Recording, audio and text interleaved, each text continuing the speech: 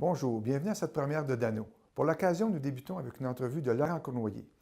Il vient d'être élu président du conseil d'administration de la Chambre de commerce et d'industrie de Sorel-Tracy. Il succède à Jean-Christian Clément, qui lui-même était l'un des successeurs de M. Cyril Labelle, premier président de la Chambre fondée en 1889 et dont le premier mandat avait été le dragage de la rivière Richelieu au confluent du Saint-Laurent. Alors, avec Laurent Cournoyer et dans le même esprit pionnier, nous allons tenter de creuser plusieurs sujets en discutant notamment des enjeux et des défis tant pour la Chambre de commerce que pour la ville et la région de Sorel-Tracy. En seconde partie de cette émission, la chronique Sorel en mouvement. C'est à découvrir. Dans quelques instants, Laurent Cournoyer.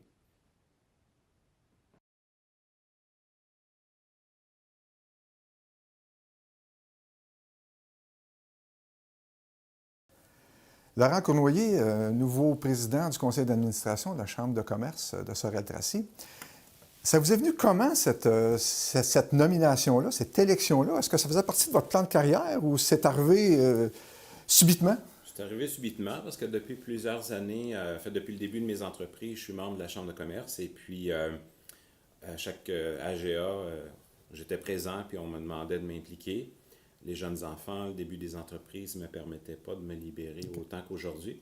Donc, mais depuis un an, j'ai accepté d'être administrateur sur le conseil d'administration. J'ai évidemment plus fort que moi, je m'implique à fond, gala du mérite économique, etc. Puis lorsque le président a annoncé qu'il quittait, on dirait que ma nomination allait de soi. Allez, toi. Pour le bénéfice des gens, une chambre de commerce en 2016, c'est quoi? Ça mange quoi en hiver, une chambre de commerce? Là? Une chambre de commerce, en fait, c'est un peu le porte-parole de toute la communauté d'affaires, en fait, des membres. La chambre de commerce ici, c'est près de 450 membres. Et puis, la chambre de commerce a comme rôle de faire valoir les positions des commerçants, des membres. Évidemment, d'animer, de faire de la formation, des conférences, de participer à toutes les décisions économiques dans la région. Je vous amène tout de suite sur l'élection de ce nouveau conseil d'administration-là.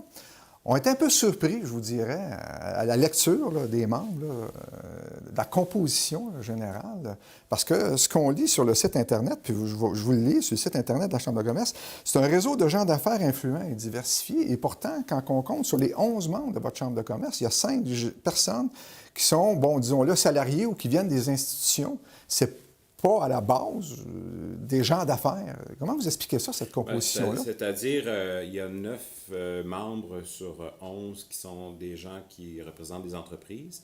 Il y en a 3 qui représentent des organisations ou des organismes. Écoutez, dès qu'un organisme est membre de la Chambre de commerce, peut pour placer sa candidature lors d'un AGA. Je pense qu'il y a quand même une force de retrouver 9 personnes représentant des entreprises et 3 qui représentent des organismes. L'important, c'est de voir leur implication, leur engagement. Puis, parce qu'il n'y a pas personne du milieu agroalimentaire, ce qu'on a marqué. Cette année, il y avait une candidature, malheureusement. Elle n'a pas été élue. Puis aussi, tout l'important secteur mécano-soudé qu'on a ici à Sorel-Tracy n'est pas aussi représenté. Ça ne cause pas de problème? En fait, on n'a pas aucun pouvoir sur les gens qui veulent bien donner de leur temps et s'investir dans un conseil d'administration d'une chambre de commerce. Il y avait quelqu'un l'année passée qui représentait une entreprise de ce type-là. On a la chance d'avoir quelqu'un qui représente Rio Tinto depuis très longtemps. La grande industrie est importante chez nous, puis je pense que sa voix est importante. Mais en fait, on n'a pas le contrôle sur qui veut bien s'investir et donner de son temps à l'intérieur d'un siècle comme celui-là. Donc, on prend les candidatures qui se présentent. Donc, avec ces gens-là, les défis maintenant de la Chambre de commerce, c'est quoi les principaux défis là, que vous voyez pour la Chambre de commerce? On ira après aux défis, si vous voyez, de Sorel-Tracy, de l'économie de Sorel-Tracy. Au niveau de la Chambre de commerce, en fait, il y a trois défis importants. La première, évidemment, c'est au niveau du financement. La Chambre de commerce ne vit que de les cotisations des membres et de quelques commandites. Donc, évidemment, pour une Chambre de commerce forte, ce n'est pas suffisant. Donc, c'est quelque chose que j'entends présenter au conseil d'administration. Qu'est-ce qu'on peut faire peut-être pour générer des nouveaux revenus, puis pour pouvoir se donner des moyens, puis avoir une force d'impact plus importante. Donc, le membership, pour vous, c'est important. On peut l'augmenter, mais écoutez, on a 450 membres. La communauté d'affaires, on parle à peu près de 1300 entreprises sur le territoire de la MRC.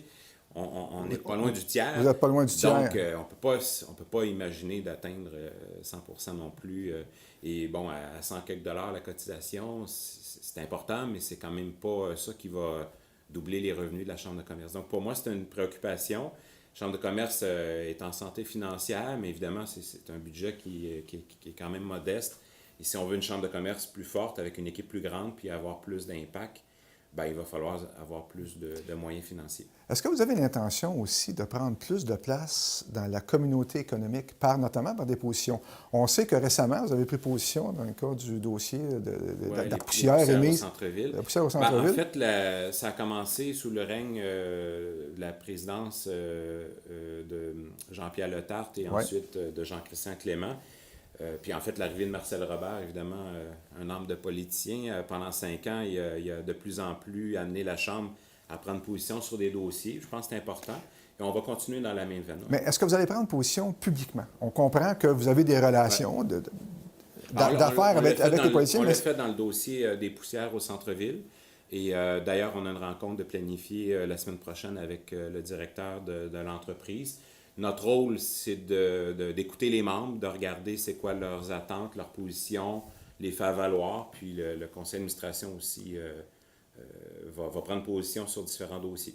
Quelle est, à votre avis, la perception que les citoyens ont de leur chambre de commerce?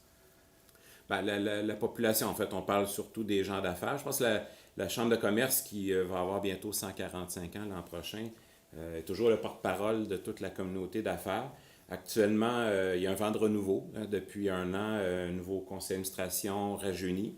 Et celui qui a été élu la semaine passée est dans la même veine. Un nouveau président très jeune qui avait pris la relève l'an passé. Moi, je ne suis pas jeune, mais je suis entre les deux. Un brin d'expérience et de jeunesse quand même. Je trouve quand même que vous êtes assez jeune. Oui. J'en ai que 43 ans quand même. Mais donc, je pense qu'il y a un nouveau souffle qui s'est installé. Et évidemment, avec l'arrivée d'un nouveau directeur général au mois de mai dernier, Sylvain Dupuis amène aussi un vent de renouveau. Mais ma question, c'était aussi au niveau de la population en général, hors milieu des affaires. Quand ils regardent les interventions de la Chambre de commerce, quelle est votre perception de leur perception? Bien, je dirais que, en tout cas, à mon point de vue, c'est une organisation qui représente les membres, les gens d'affaires, puis qui organise des activités, qui fait valoir et promouvoir le secteur des affaires. C'est un organisme, à la différence, c'est qu'il n'est pas politisé, dans le sens que c'est complètement détaché de tout ce qui est municipal, gouvernemental. Il n'y a aucun fonds public là-dedans.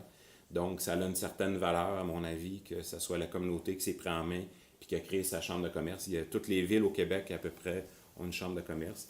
Moi, je pense que c'est une grande fierté. Puis notre rôle aujourd'hui, c'est de lui donner un autre élan. Si je vous dis achat chez nous, vous réagissez comment? Oh, beaucoup de travail à faire.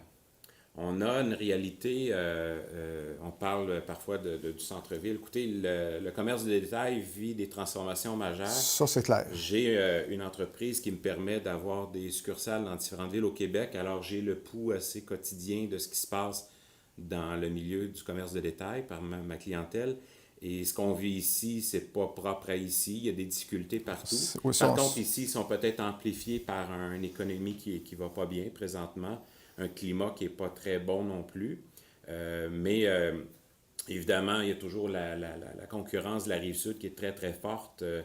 Il faut travailler doublement fort pour maintenir un niveau de dynamisme commercial. Mais est-ce que la Chambre de commerce, de façon formelle, compte s'attaquer dans les mois et les années qui viennent à ce créneau-là?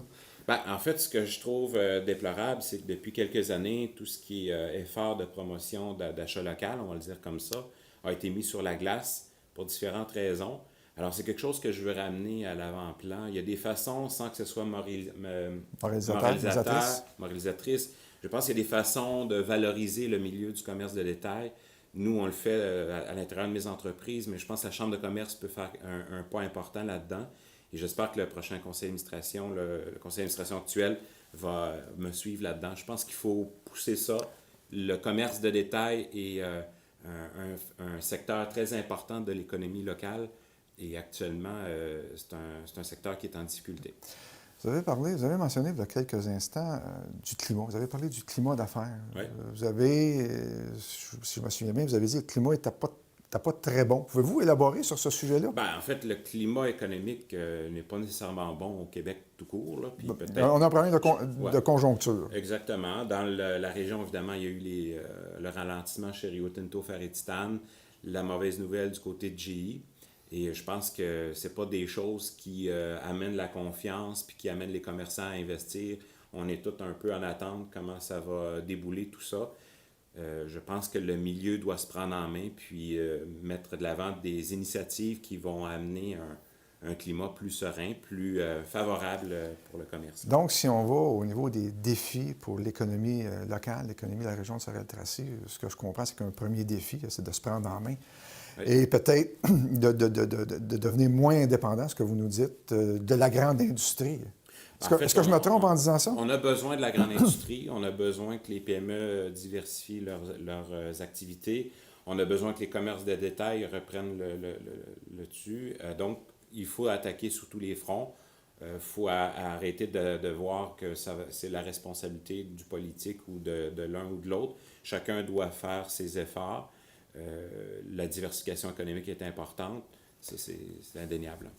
Donc, si on regarde maintenant les défis pour l'économie de la région de Sorel-Tracy, oui. De l'œil du président du conseil d'administration de la Chambre de commerce et de son CEO, probablement, pour vous, les principaux défis en matière économique dans la grande région de Sorel-Tracy, pouvez-vous nous tracer un portrait là, de ces principaux défis-là? Bien, comme je disais tantôt, il y a une question de diversification économique, il y a une question de recréer un climat favorable, positif et enthousiaste pour favoriser l'investissement et tout ça. Il y a eu des problématiques, on pense au centre-ville, il y a des difficultés importantes au centre-ville actuellement. C'est pas, comme je disais tantôt, uniquement ici, mais on les vit. Les retards pour la construction du marché Richelieu, l'absence du festival de la Julotte l'été passé. C'est sûr que ce n'est pas des choses qui sont aidantes. Je suis confiant que ça va... c'est des choses qui vont se rétablir là, dans la prochaine année parce que les travaux ont débuté. Mais je pense qu'il faut aller un petit peu plus rapidement. Il faut créer un climat plus positif pour les entreprises. Au niveau des acteurs économiques, que ce soit le commissariat au commerce ou qui est actuellement sur pause là aussi, ou le commissariat industriel, je pense qu'on devrait faire en sorte que le développement économique soit une priorité absolue actuellement dans la région, ce qui semble, à mon point de vue, pas nécessairement le cas. Et on devrait doter ces organismes-là des moyens nécessaires pour se doter de l'équipe suffisante pour faire du développement, de la prospection, de la promotion, puis leur donner des moyens aussi pour atteindre des objectifs. Là. Okay. Donc, par exemple, dans ce contexte-là, le fait que la personne qui était responsable du développement commercial, qui a quitté son emploi, dont le poste pourrait être comblé, on nous dit peut-être au début de 2017, pour vous, ça ne vous apparaît pas... C'est pas logique. Nous, on a des partenaires, exemple, pour ne pas les nommer, Commerce Drummond, ils sont une équipe avec des moyens et c'est une ville phare au Québec dans le secteur du développement commercial. Sauf qu'il y a des argents qui ont été investis, ça a été pris au sérieux, on leur a doté de budget puis d'objectifs et ça donne des résultats. Ça prend des années, mais ça donne des résultats. Ici, c'est trop timide à mon avis à ce niveau-là. Il va falloir qu'on aille un peu plus rapidement si on va atteindre des résultats. Donc, si je traduis votre pensée, vous me corrigerez, une équipe réellement dédiée au développement économique. Suffisante aussi. Suffisante. On ne parle pas d'une seule personne, ça prend une équipe suffisante. En fait, il faut se doter de la meilleure équipe possible, disponible. Il faut leur donner les budgets et les moyens. Alors, évidemment, avec des objectifs puis avec des attentes. Là. On ne peut pas dire qu'on investit sans mesurer des résultats éventuellement. Donc, le développement socio-économique de la région ne va pas sans une équipe dédiée, forte sur le sujet, dédiée à cette activité. Suffisamment qualifiée, nombreuse, puis avec des moyens pour obtenir des résultats.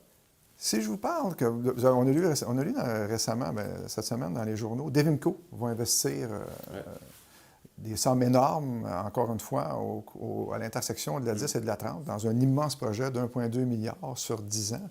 À votre avis, quel va être l'impact sur nous? Parce que entre Sorel-Tracy et l'intersection de la 10 et de la 30, il y a 45 minutes. Ouais. Je dirais que le secteur commercial est déjà affecté depuis longtemps par la concurrence de la Rive-Sud. C'est juste une Ça va concurrence juste, supplémentaire. ça va juste rajouter. Mais on est déjà très affecté par les fuites commerciales. Ils sont très importantes ici. Je pense que les efforts pour former, promouvoir, recruter, prospecter aussi une offre commerciale complémentaire n'est pas suffisante actuellement. Alors, comme on dit, quand on est au minimum ou en difficulté à ce point au niveau commercial, on peut juste gagner des parts. C'est pas toujours vrai oui, c'est une sortie, aller sur la Rive-Sud puis aller voir les magasins qu'on ne retrouve pas ici ou les produits, mais c'est pas vrai que les commerces ici de proximité n'ont pas leur place. Alors, je pense qu'il y a un effort important à faire. On arrive au terme de cette entrevue, Laurent Cournoyer. Dernière question. On est en 2016. La Chambre de commerce, quelque part en 2020, elle sera où?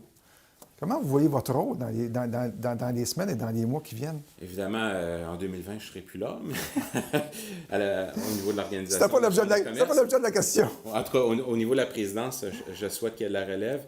Mais actuellement, il y a vraiment une belle dynamique. Je pense que la Chambre de commerce... Écoutez, les chambres de commerce au Québec, c'est-à-dire les villes, les régions qui fonctionnent bien au Québec, ont des chambres de commerce fortes et dynamiques et impliquées, qui ont un rôle et qui donnent un peu le tempo au niveau du développement économique avec les autres organismes qui existent.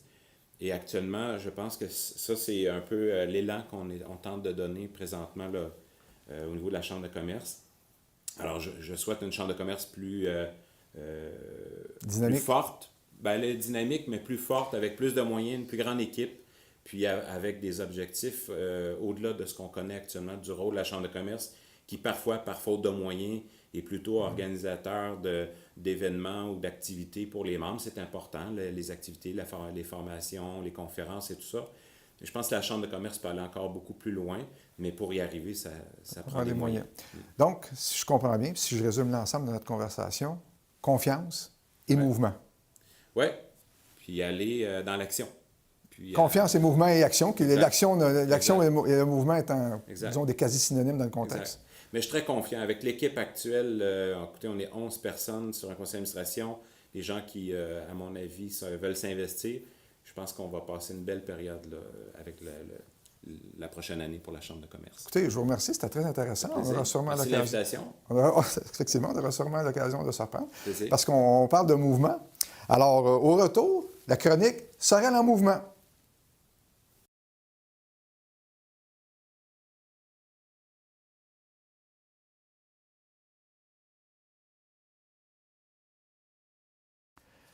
Alors, c'est la chronique Sorel en mouvement. C'est une chronique par thème, selon les thèmes qu'on retrouve dans l'actualité médiatique, notamment à Sorel-Tracy et dans sa grande région. Le premier thème que j'ai retenu, c'est la course qui a eu lieu dimanche cette semaine, le 10 septembre, de la Fondation de l'Hôtel-Dieu. Je devais y participer, mais un vieux muscle m'a laissé tomber. Alors, j'ai accompagné ma fille qui était aussi inscrite. J'ai accompagné ma fille sur le site, je suis allé avec elle. C'était très bien organisé, ça a très bien roulé, ça roulait, c'était le fun, les gens étaient de bonne humeur. On attendait 1000 personnes, les gens de la Fondation attendaient 1000 personnes, il n'y en est venu que 750. On me dit qu'en 2015, il y en avait eu 980. Pourquoi cette baisse-là? Bon, j'imagine que les gens de la Fondation feront leur propre post-mortem. Ceci étant, la météo n'a pas aidé. Les gourous météorologiques, une fois qu'ils avaient fait leur prévision, ça en a probablement refroidi quelques-uns. Vous demanderez aux propriétaires de centres de ski, aux propriétaires de glissades d'eau, ils sont victimes eux aussi de ce genre de prévision-là, auquel on n'a pas le choix. Puis on est des addicts, si vous voulez, de la météo. Alors, on s'abonne à la météo. Ceci étant, dans le contexte des inscriptions par Internet, les gens s'inscrivent à la dernière minute. Donc, le fait que la météo ne soit pas tout à fait adéquate, l'inscription à la dernière minute a fait que tu as eu cette baisse d'inscription-là, probablement, du moins une des causes à la cause de la Fondation. Ceci étant, on doit féliciter les organisateurs et on espère qu'ils ont fait la rentabilité qu'ils ont voulu avec cet événement-là. Le deuxième événement que j'ai retenu, c'est un événement de source extra-régionale, donc qui se déroule à l'extérieur de la région, mais qui aura un impact certain sur nous. C'est l'investissement qui a été annoncé par Devimco. Devimco est un investisseur immobilier au coin de... On va faire un immense investissement au coin de l'autoroute 10 et de l'autoroute 30. On compte investir sur 10 ans 1,2 milliard en infrastructure, donc c'est 120 millions par année. C'est un concept, on veut implanter un concept de ce qu'on appelle de TOD, de Transit Oriented Development. C'est tout un concept qui fait qu'il favorise le transport en commun au détriment de l'automobile. Et on compte construire à l'intérieur de ce concept-là, donc c'est tout aussi, j'oubliais, avec la construction du train électrique qui est prévu par la Caisse de dépôt et de placement du Québec. Donc, immense concept. On parle d'environ 25 immeubles de 8 à 25 étages, une immense place centrale de 100 à 150 000 pieds carrés avec les rues adjacentes. On parle aussi de projections lumineuses sur les murs, ce qui fait que les gens de Devinco veulent en faire un espace de tourisme et de villégiature, tant pour Brossard, la Rive-Sud, la région de Montréal, que leur ambition, c'est d'en faire un centre supra-régional de tourisme. Alors, pour nous, c'est important. C'est important dans le sens où c'est une concurrence en termes touristiques massive qui s'installe aux portes de Sorel-Tracy à 45 minutes via l'autoroute 30. Notamment, on peut penser à des projets comme Écomonde. Écomonde, la deuxième version d'Écomonde qui est en train de se mettre en place, qui est présente, qui est en train de se reconstruire sur papier. Alors, les gens qui construisent Écomonde, qui construisent le projet Écomonde, devront notamment considérer cette nouvelle concurrence-là assez importante, disons-le. Deuxième impact majeur qu'on va y retrouver, puis ça c'est un impact positif, notamment dans la construction du métro, de la ligne pas de métro, mais de la ligne de train électrique avec la Caisse de dépôt et de placement, c'est toute la volonté de la région, notamment par le biais de Sylvain Rochon, de vouloir se positionner, l'usine de Alstom qui fabrique des trains, des trains roulants de matériel électrique, de matériel de transport en commun, de participer à ces contrats-là qui vont émerger là, avec les années qui viennent. Alors donc, impact en termes de concurrence sur l'industrie touristique, notamment par les Écomonde en devenir, impact industriel intéressant, potentiel, et aussi impact sur les fuites, disons-le, sur les fuites commerciales, parce qu'il faut se souvenir qu'on a déjà calculé qu'il y avait 70 millions de fuites commerciales annuellement. Là. Donc, espérons qu'on prendra les moyens, les commerçants locaux vont être sensibilisés au fait de cette nouvelle concurrence-là dans le domaine commercial, encore une fois, à proximité de la région de Sorel-Tracy. Troisième phénomène que j'ai remarqué, pas phénomène, mais thème que j'ai remarqué, bon, c'est dans le journal Les Deux Rives de cette semaine. Il y a un article sur le Festival de la Giblotte. Le Festival de la Giblotte veut renaître de ses cendres en 2017, donc c'est très intéressant. On veut aussi favoriser l'innovation, c'est intéressant comme nouveau concept. L'innovation étant le fait de ne pas jeter, si vous voulez, le bébé avec l'eau du bain, mais de partir des points forts et de les améliorer avec des nouvelles idées. Donc ça, c'est très, très intéressant. Ceci étant dit, les gens du Festival de la Giblotte veulent faire un sondage via Facebook. Si l'idée est excellente de faire un sondage, de consulter la population, on peut avoir quelques réserves, ceci étant dit, sur le fait d'utiliser Facebook. D'une part, le Festival de la Giblotte va avoir un problème, je m'excuserai le mot, méthodologique, c'est-à-dire l'échantillonnage ne sera pas adéquat. D'autre part, on le sait, Facebook, ça ne rejoint pas tout le monde, mais on le sait surtout, ce n'est pas tout le monde qui veut s'exprimer sur Facebook et qui veut livrer ses idées et même, donc, ses bonnes idées sur Facebook. Alors, j'encourage les gens du Festival de la Giblotte, dans ce contexte-là, à faire un sondage, mais à faire ce qu'on appelle en langage marketing des focus groups. C'est-à-dire, on rencontre des gens dans une salle et on leur pose la question, on a une discussion franche et honnête. Probablement que ça va être des rencontres qui vont être plus riches, si vous voulez, en information pour les gens du Festival de la Giblotte. Ceci étant dit, dans le même article des Deux Rives, que je vous encourage à lire, soit dit en passant encore une fois, on parle toujours d'un Festival de la Giblotte au centre-ville, quand il y a une rumeur persistante qui circule à l'effet que la ville le verrait plus sur le quai 2, qui va être éventuellement aménagé avec la fin de l'année. C'est intéressant.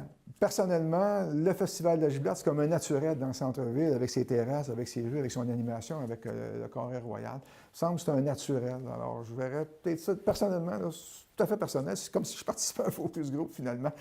Je verrais ça surtout dans le centre-ville.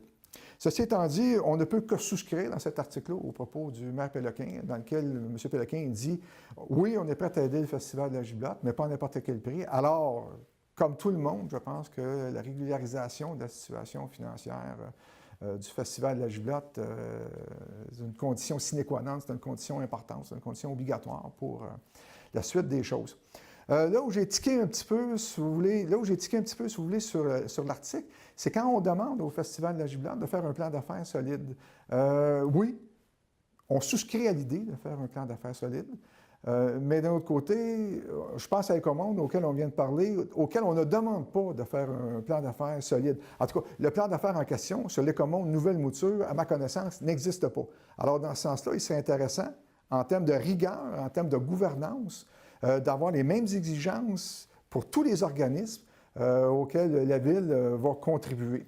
Alors, dans ce sens-là, oui pour un plan d'affaires, oui pour un plan d'affaires pour tout le monde.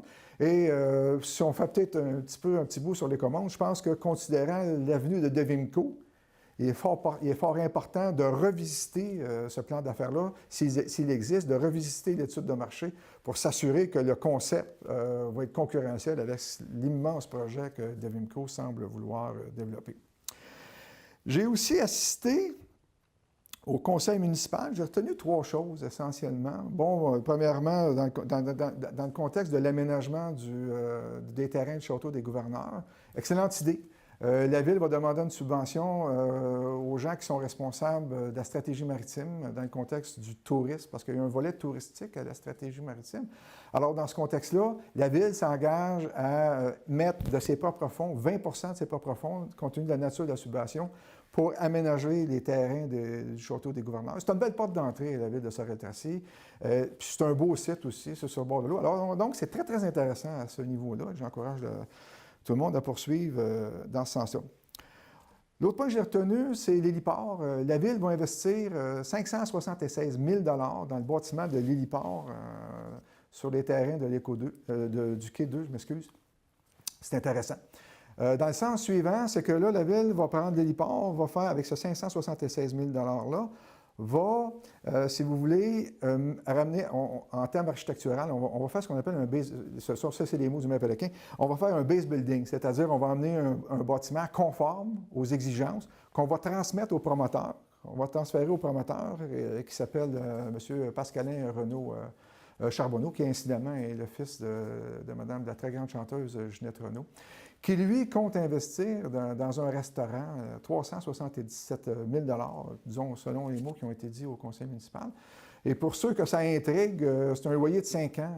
M. Charbonneau s'engage à verser un loyer de 5 ans de 52 000 $ la première année, jusqu'à la 5e année, jusqu'à un 78 000 $. Donc, graduellement, il va y avoir des augmentations de loyer. Seule réserve qui m'a accroché l'oreille, puis là, je ne suis pas un spécialiste de la construction ni de la rénovation, mais 377 000 $ pour un restaurant avec les cuisines, les bancs, les draperies, les draps, les coutelleries, etc., ça m'apparaît un petit peu mince. Mais en tout cas, on verra à l'usage. Ceci étant dit, c'est un beau projet. C'est un projet que les gens du conseil de ville ont qualifié de très intéressant, qui va se localiser chez nous, qui va venir bonifier, si vous voulez, l'offre de services de restauration dans la région. Et puis qui va arriver à un moment où, on l'espère, le théâtre Richelieu, le théâtre Desjardins, qui va être nommé incidemment Desjardins, donc la rénovation du marché Richelieu va être terminée. Et donc, Quasimodo pourra transférer ses productions dans le centre-ville. Donc, il y a un dynamisme qui s'installe et ce nouveau restaurant-là, éventuel, ne fera que bonifier l'offre culturelle et l'offre touristique de la région de Sorel-Tracy. Donc, dans ce sens-là, c'est très, très intéressant. Troisième point que j'ai retenu du conseil municipal, là, vous connaissez mon petit côté sarcastique, ceux qui ne le connaissent pas vont le découvrir. Alors, 6 représentants, ce que j'ai compris, de la ville de Sorel-Tracy, dont 2 conseillers, Dominique Ouellette et M. Benoît Guévremont, là, je vais être obligé de le lire, là, vous me corrigerez, vont assister à une journée de formation de l'Association québécoise d'urbanisme. Bon, là, mon iPad a tourné. Et ça s'appelle, le titre de la formation, ça s'appelle « La revitalisation d'un quartier patrimonial et l'intégration de l'urbanisme tactique ». Alors, l'urbanisme tactique, j'ai une idée de ce que le mot tactique veut dire, c'est-à-dire l'opérationnalisation des choses. Alors là, je suis allé sur le site de l'Union des municipalités du Québec pour voir qu'est-ce que l'urbanisme tactique voulait dire. Et là, j'ai essayé de vous le résumer, mais ça ne se résume pas. Alors, je vais être obligé de vous le lire. Bon, c'était peut-être un peu pénible pour certains, mais écoutez, qu'est-ce que l'urbanisme tactique selon l'UMQ? Écoutez bien ça. c'est révéler le potentiel des lieux des interventions diverses. C'est un mouvement qui vise à améliorer la qualité de vie dans une ville, qui propose des idées pour relever des défis locaux dans un engagement à court terme avec des objectifs réalistes. Ce sont des petits projets initiés par des groupes de citoyens et autres acteurs locaux qui, ultimement, visent à rapprocher des différents intervenants qui sont au cœur du développement de la ville. Intéressant. Conseil de Dano aux gens qui vont aller à ce colloque-là. Peut-être avant, vous prenez vos caméras numériques, vous prenez vos papiers, vous sortez dehors, vous faites le tour de la ville, vous prenez des photos, vous prenez des notes, vous vous rassoyez en groupe, puis là, vous identifiez tous les projets que vous pensez qui seraient bons en termes d'urbanisme. Vous mettez des dates, vous essayez de vous trouver du budget, puis vous partez. Ça, c'est de la tactique. Alors là, ça, c'est réellement là, de l'opérationnalisation des choses, c'est de l'action. Je suis d'accord, j'ai rien contre la formation, j'ai rien contre le balisage, d'autant plus que ça se déroule à Saint-Eustache, donc c'est très intéressant. Ils ont un beau projet de revitalisation urbaine. Tout égard, c'est un conseil que je vous donne. C'est un petit mot d'humour. Ceci étant dit, le colloque auquel les gens vont assister, c'est le 15 octobre. Alors, l'émission Dano va tenter d'organiser une rencontre avec un représentant de la ville qui a assisté à ce colloque-là sur l'urbanisme tactique, qui va venir nous parler de ce que c'est. Puis il va venir nous parler de l'urbanisme en général, puis des projets d'amélioration de la ville. Je pense que ça vaudrait la peine. Donc, intéressant. Ceci étant dit, la question de la semaine, si vous voyez vos politiciens locaux, notamment le maire Péloquin et les conseillers municipaux en ville, si vous avez une question, vous cherchez une question à leur poser, je vais vous en suggérer une. Essentiellement, comme legs pour le 375e anniversaire de la ville de Sorel-Tracy, on envisage d'illuminer le pont Turcotte. C'est joli, ça fait des très, très belles photos. Ceci étant dit, on parle de 500 000 donc, dans les questions que ça soulève, est-ce que c'était le meilleur usage alternatif de 500 000 pour faire un leg? Parce qu'un leg, c'est permanent. D'autant plus que dans les consultations 2014 des gens, des citoyens de la ville de Sorel-Tracy, jamais, au grand jamais, l'illumination du pont Turcotte est ressortie comme étant un projet. On n'a jamais parlé d'illumination, on n'a même jamais parlé du pont Turcotte. Alors, ce qui serait intéressant de savoir de la part de nos politiciens, je vous encourage à leur poser la question, ça procède de qui a eu cette idée-là et ça procède surtout de quels critères? Quel est le rationnel derrière cette décision-là en termes de legs? Parce que quand on parle d'un leg, on parle d'un équipement qui va être pérenne, c'est-à-dire qui va vivre dans le temps. Dans ce sens-là, on parle de lumière, donc on ne parle pas d'une statue là, qui est statique en métal. On parle d'un leg vivant, c'est-à-dire des lumières. Alors, quels seront les frais d'exploitation, notamment en 2018 et dans les années subséquentes? Est-ce que 500 000 comprend les frais d'exploitation sur, par exemple, 5, 10, 15 ans? Parce qu'il serait assez malheureux, en termes d'image de marque, de se retrouver avec un pont à moitié éclairé. Alors, dans ce sens-là, je pense que la question pertinente s'impose. C'est peut-être intéressant, l'élimination du pont. Donc, il y en a qui vont vous parler de pollution visuelle et de pollution par la lumière dans nos villes, d'accord. Mais la grande question, est-ce que c'est peut-être, d'une part, le meilleur usage alternatif et quels seront éventuellement les frais d'exploitation? En terminant, on va laisser le mot de la fin au grand Winston Churchill, qui en 1902, puis je vais vous le lire, qui en 1902, il avait à l'époque 28 ans. Il est mort à 91 ans en 1965. Il disait « Un bon politicien doit pouvoir prédire ce qui arrivera demain, la semaine prochaine et le mois prochain, ainsi que l'année suivante. Après quoi, il doit pouvoir expliquer pourquoi rien de tout cela ne s'est produit. » Alors, à la semaine prochaine, mes hommages.